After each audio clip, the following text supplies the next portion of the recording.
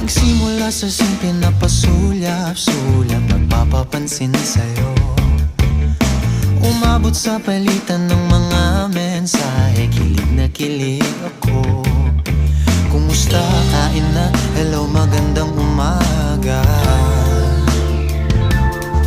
Ingat ka, pahinga, huwag kang masyadong magpupuyat pa. Naramdaman ng puso na dahan